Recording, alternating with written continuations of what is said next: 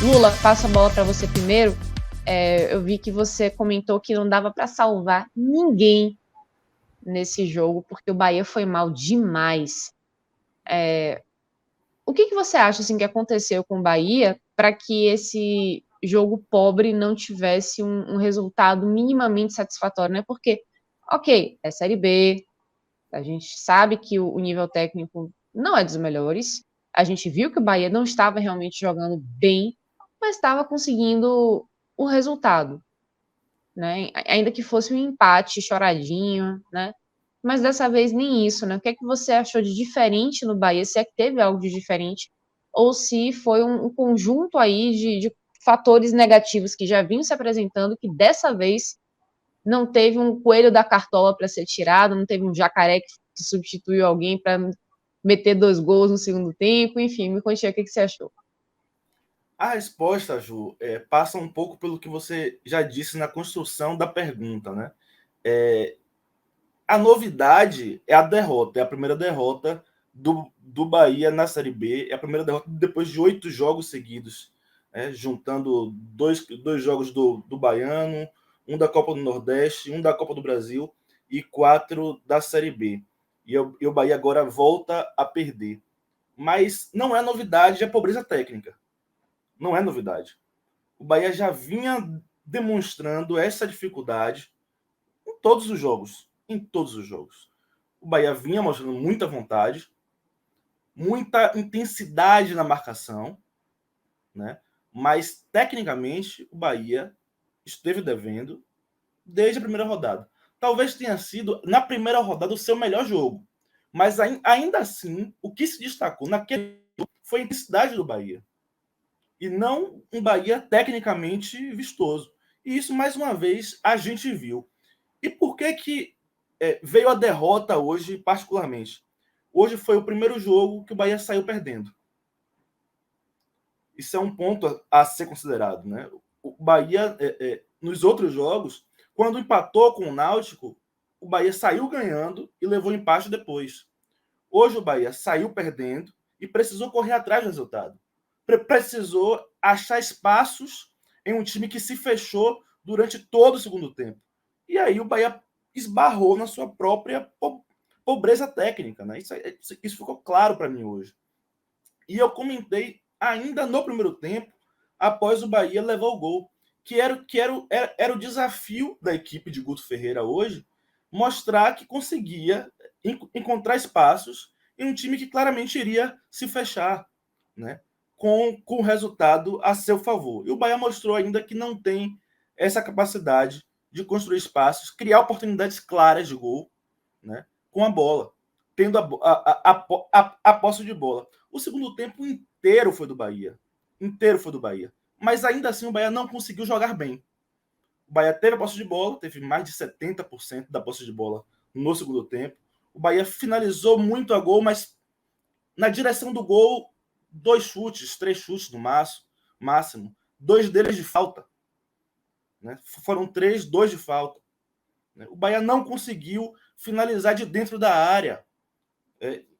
Enfim, isso é muito característico do que é esse time. E assim, tem uma característica que é do elenco, né? O Bahia está com uma dificuldade muito grande porque o seu grande atacante é o colombiano Rodallega e, infelizmente, ele está lesionado. E aí o Bahia trouxe diversos pontas, né? Trouxe Jacaré, trouxe Davó, trouxe Rildo, né? E eles não estão correspondendo. Apesar de Jacaré ter chegado marcando 2 gols contra o Cruzeiro, né? E a torcida fez festa, tinha que fazer mesmo.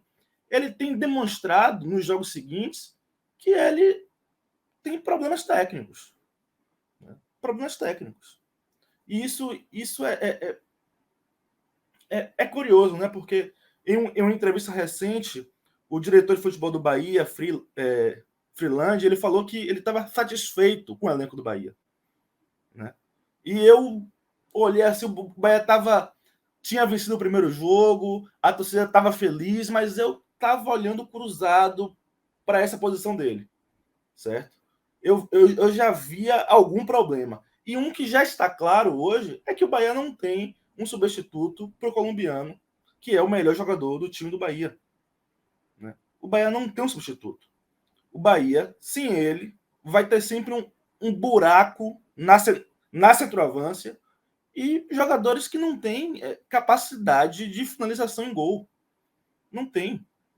Né? O Bahia hoje foi um arame liso. O Bahia teve a bola, circulou, passava de um lado para o outro e não finalizava com qualidade no gol.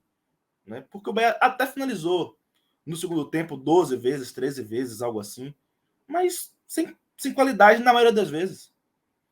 Né? E isso, é claro. O outro ponto, que não é tão técnico, é uma questão de Guto Ferreira. Né? Guto Ferreira, em outros trabalhos, ele já demonstrava essa dificuldade de correr atrás do placar. Certo? Uma coisa é um time de Guto Ferreira sendo reativo. Né? Tendo um 0-0, saindo na frente. Saindo na frente é como o Guto gosta de jogar. Mas quando sai atrás, o adversário recua, os times de Guto Ferreira costumam ter muita dificuldade para construir com a bola no pé. E isso, como eu falei, aconteceu hoje. Né? Eu já imaginava que fosse acontecer e aconteceu. O Bahia tomou o gol mais ou menos na metade do primeiro tempo, em um erro assim bizonho de Ignacio. Ele tentou recuar a bola pro goleiro e deu um passe bizonho.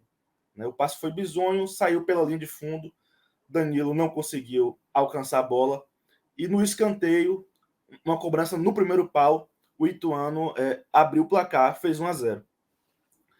No primeiro tempo, o Bahia já não vinha fazendo um grande jogo. Quando levou o gol, o Bahia viveu uma instabilidade e até piorou um pouco em campo.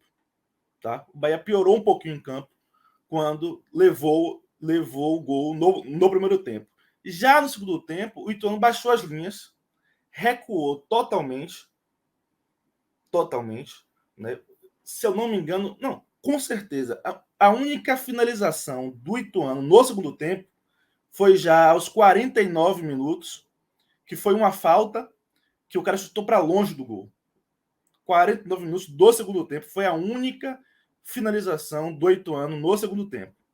O segundo tempo todo foi o Bahia com a bola, girando para um lado e para o outro, tentando encontrar espaços e sem conseguir encontrar espaços. Quando encontrou espaço, foi uma finalização, não lembro agora se de Rildo ou de Davó, que o goleiro fez a defesa. Foi a única vez que o Bahia exigiu do goleiro do Ituano no segundo tempo que não foi bola parada. Né? Foi uma troca de passes pelo meio e o Bahia encontrou essa única vez, esse único espaço e não conseguiu marcar o gol. Né? Isso foi depois dos 30 minutos do segundo tempo. As outras duas chances que foram ao gol foram cobranças de falta de Rildo. Né? Rildo cobrou 2 faltas pela meia direita, exigindo defesas do goleiro do Ituano. Mas é isso. O Bahia é um time limitado, tecnicamente, limitado e com um elenco mal montado. Eu estava falando aqui com um amigo meu, o Bahia trouxe 3 pontas, já tinha 2 aqui titulares, né, Raí e Marco Antônio, e o Bahia deixou de utilizar um atleta que, para mim, tem mais a ajudar do que esses 3 que chegaram, que é um atleta também tecnicamente questionável, mas eu acho mais útil que esses 3. Posso estar errado, pode provar, mas eu vejo hoje mais utilidade em Ronaldo como um jogador de ponta do que em Rildo, em Davó, que foi muito mal hoje. Muito mal. Né? E até Jacaré. Né? Ô Lula, o Davó, que até era uma grande expectativa para hoje, né? Que estava até fazendo apresentações boas, né? E que era um nome que estava se criando uma expectativa, até por parte da imprensa mesmo, para que desencantasse e fizesse bons jogos, né, para que conseguisse encontrar o caminho do gol, fosse esse cara que abrisse o placar, né, que fosse um homem-gol do Bahia, pelo menos até Rodallega chegar. Realmente não foi o caso. Né? Davó foi uma contratação que eu achei boa. Quando ele foi anunciado pelo Bahia, eu falei, ó, esse cara pode ajudar o Bahia, né? Mas só me impressionou mesmo no primeiro jogo. Só no primeiro jogo. Depois ele mostrou que ele tem dificuldade. Claro que tem um ponto aí a ser destacado, tá? Davó tem sido deslocado para jogar pelo meio, por dentro. Talvez isso tenha criado uma dificuldade a mais para ele. Mas ele não tem feito boas partidas, exceto o primeiro jogo, quando ele entrou no segundo tempo contra o Cruzeiro. Pelo meio, ele tem encontrado muitas dificuldades. Muitas dificuldades. Guto Ferreira tem improvisado sempre, ele por dentro. E o Bahia, mais uma vez, poderia estar usando Ronaldo, que já jogou por dentro, que conhece melhor a posição. Poderia estar usando até Marcelo Rian, que são jogadores com problemas técnicos, também são, mas eles conhecem melhor a posição. Conhecem melhor a posição. E o Bahia está sofrendo muito com isso. E hoje, como eu falei, por um erro de Ignacio, um gol sofrido de bola parada, o Bahia saiu atrás e aí criou-se a dificuldade enorme para o Bahia construir mesmo. O Bahia não conseguiu, em nenhum momento do jogo, fazer o Ituano passar um sufoco. Sabe? O Bahia não conseguiu. A sensação, o tempo todo, no segundo tempo, era que o Bahia poderia ficar 2 horas ali com a bola e não iria construir o gol. Certo? Foi isso que eu vi durante todo o segundo tempo.